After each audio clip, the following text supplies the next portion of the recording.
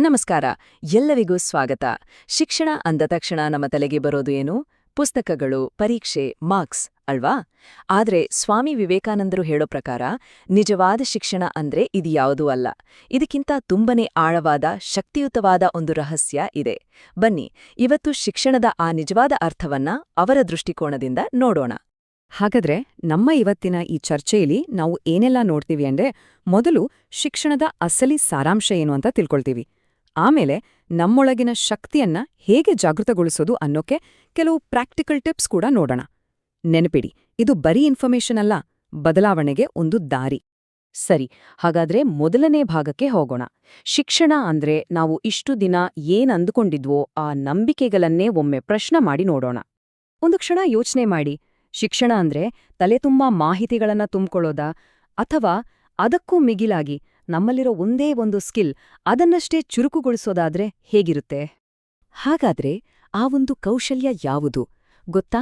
ಅದೇ ಏಕಾಗ್ರತೆ. ಹೌದು, ಸ್ವಾಮಿ ವಿವೇಕಾನಂದರ ಪ್ರಕಾರ ಶಿಕ್ಷಣದ ಮೂಲ ಸಾರವೇ ಏಕಾಗ್ರತೆ. ಜ್ಞಾನದ ಇಡೀ ಪ್ರಪಂಚಕ್ಕೆ ಅಡಿಪಾಯನೇ ಇದು. ಇದನ್ನ ಹೀಗೆ ಅಂದ್ಕೊಳ್ಬಹುದು, ಸಂಗೀತಕ್ಕೆ ಶ್ರುತಿ ಎಷ್ಟು ಮುಖ್ಯವೋ ಯಾವುದೇ ವಿಷಯ ಕಲಿಯೋಕೆ ಏಕಾಗ್ರತೆ ಅಷ್ಟೇ ಮುಖ್ಯ. ಅವರ ಈ ಒಂದು ಮಾತು ನೋಡಿ, ಶಿಕ್ಷಣವು ಮನುಷ್ಯನಲ್ಲಿ ಈಗಾಗಲೇ ಇರುವ ಪರಿಪೂರ್ಣತೆಯ ಅಭಿವ್ಯಕ್ತಿಯಾಗಿದೆ ಅಂದ್ರೇನು? ಇದರ ಅರ್ಥ ಶಿಕ್ಷಣ ಅಂದ್ರೆ ಹೊರಗಿನಿಂದ ಏನನ್ನೂ ತಂದು ನಮ್ಮ ತಲೆಗೆ ತುಂಬೋದು ಅಲ್ಲ, ಬದಲಿಗೆ ನಮ್ಮೊಳಗೆ ಆಲ್ರೆಡಿ ಇರುವ ಆ ಅಗಾಧ ಶಕ್ತಿಯನ್ನ, ಆ ಪರಿಪೂರ್ಣತೆಯನ್ನ ಹೊರಗೆ ತರೋದೇ ಶಿಕ್ಷಣ. ಓಕೆ, ಏಕಾಗ್ರತೆ ಮುಖ್ಯ ಅಂತ ಗೊತ್ತಾಯ್ತು. ಆದ್ರೆ ಅದನ್ನ ಸಾಧಿಸೋದು ಹೇಗೆ? ಅದಕ್ಕೆ ಬೇಕಾದ ಪವರ್, ಆ ಫ್ಯೂಯಲ್ ಯಾವುದು? ಅದೇ ಇಚ್ಛಾಶಕ್ತಿ ಅಥವಾ ವಿಲ್ ಪವರ್. ಬನ್ನಿ ಈಗ ಅದ್ರ ಬಗ್ಗೆ ಮಾತಾಡೋಣ. ವಿವೇಕಾನಂದರ ದೃಷ್ಟಿಯಲ್ಲಿ ನಿಜವಾದ ಎಜುಕೇಷನ್ ಅಂದ್ರೆ ಏನು ಗೊತ್ತಾ? ನಮ್ಮ ಇಚ್ಛಾಶಕ್ತಿಯನ್ನ ಕಂಟ್ರೋಲ್ ಮಾಡಿ ಅದನ್ನ ಒಂದು ಒಳ್ಳೆ ದಾರಿಯಲ್ಲಿ ಬಳಸೋ ಹಾಗೆ ಟ್ರೈನಿಂಗ್ ಕೊಡೋದು ಅಷ್ಟೆ. ಈ ಉದಾಹರಣೆಗಳನ್ನ ನೋಡಿ. ಒಬ್ಬ ಫುಟ್ಬಾಲ್ ಪ್ಲೇಯರ್ ಬಾಲ್ ಮೇಲೆ ಫೋಕಸ್ ಮಾಡ್ತಾನೆ. ಇನ್ನೊಂದ್ ಕಡೆ ಒಬ್ಬ ವಿಜ್ಞಾನಿ ಒಂದ್ ಕಾಂಪ್ಲೆಕ್ಸ್ ಪ್ರಾಬ್ಲಮ್ ಮೇಲೆ ಫೋಕಸ್ ಮಾಡ್ತಾರೆ. ಇಬ್ರೂ ಬಳಸೋ ಆ ಮೂಲ ಶಕ್ತಿ ಒಂದೇ, ಅದೇ ಇಚ್ಛಾಶಕ್ತಿ. ಈ ಇಚ್ಛಾಶಕ್ತಿಯನ್ನ ಮಾಸ್ಟರ್ ಮಾಡ್ಕೊಳ್ಳೋದೇ ನಿಜವಾದ ಶಿಕ್ಷಣ. ಹಾಗಾದ್ರೆ ಈ ಆಂತರಿಕ ಶಕ್ತಿಯನ್ನ, ಈ ಇಚ್ಛಾಶಕ್ತಿಯನ್ನ ನಾವು ಜಾಗೃತಗೊಳಿಸಿದ್ರೆ ಏನಾಗಬಹುದು? ಸಣ್ಣಪುಟ್ಟ ಬದಲಾವಣೆಗಳಲ್ಲ, ಅಕ್ಷರಶಃ ಒಂದು ಅದ್ಭುತವಾದ ಪರಿವರ್ತನೆಯೇ ಆಗತ್ತೆ.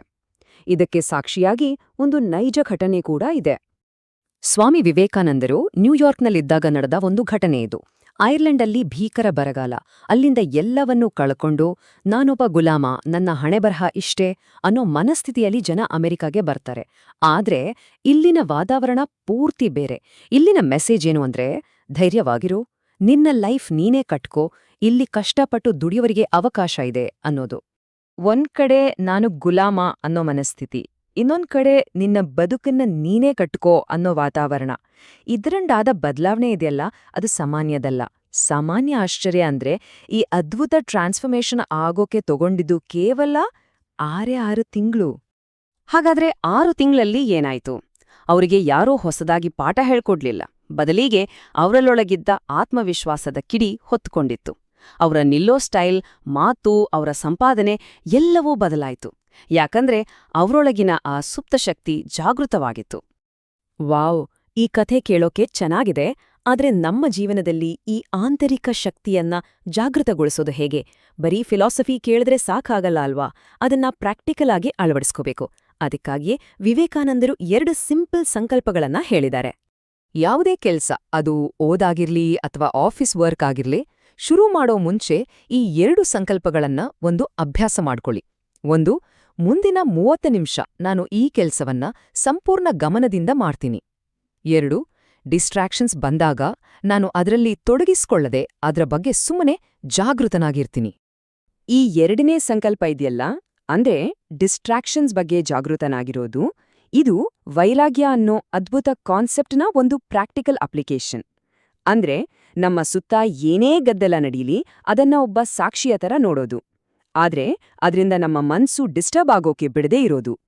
ಸರಿ, ಈ 2 ಸಂಕಲ್ಪಗಳ ಜೊತೆಗೆ ನಮ್ಮ ಮನಸ್ಥಿತಿಯನ್ನೇ ಪೂರ್ತಿಯಾಗಿ ಬದಲಿಸಬಲ್ಲ 5 ಪವರ್ಫುಲ್ ಐಡಿಯಾಗಳು ಇವೆ. ಇವನ್ನ ಬರೀ ಓದಿದ್ರೆ ಸಾಲ್ದು, ನಮ್ಮ ಜೀವನದ ಒಂದು ಭಾಗ ಮಾಡ್ಕೋಬೇಕು. ಆ 5 ವಿಚಾರಗಳು ಹೀಗಿವೆ. ನಂಬರ್ 1 ನಾನು ಮತ್ತು ಯಶಸ್ಸು ಒಂದೇ. ನಂಬರ್ 2 ನಾನು ಏನನ್ನ ನಂಬುತ್ತೇನೆಯೋ ಅದನ್ನ ಸಾಧಿಸಬಲ್ಲೆ. ನಂಬರ್ 3 ಪ್ರತಿಯೊಂದು ಸಮಸ್ಯೆಯನ್ನು ಶಾಂತ ಮನಸ್ಸಿನಿಂದ ಬಗೆಹರಿಸಬಹುದು. ನಂಬರ್ 4 ನಿರಂತರ ಪ್ರಯತ್ನವೇ ನಿಜವಾದ ಶಕ್ತಿ. ಮತ್ತು ಫೈನಲಿ ನಂಬರ್ 5 ಸೋಲು ಅನ್ನೋದೇ ಇಲ್ಲ, ಇರೋದೆಲ್ಲ ಪಾಠಗಳು ಮಾತ್ರ. ಈ 5 ಐಡಿಯಾಗಳನ್ನ ಜೀವನದಲ್ಲಿ ಅಳವಡಿಸ್ಕೊಂಡ್ರೆ ಅದೊಂದು ದೊಡ್ಡ ಲೈಬ್ರರಿಗಿಂತ ಹೆಚ್ಚು ಜ್ಞಾನವನ್ನ ಕೊಡಬಲ್ಲದು. ಯಾಕೆ ಗೊತ್ತಾ?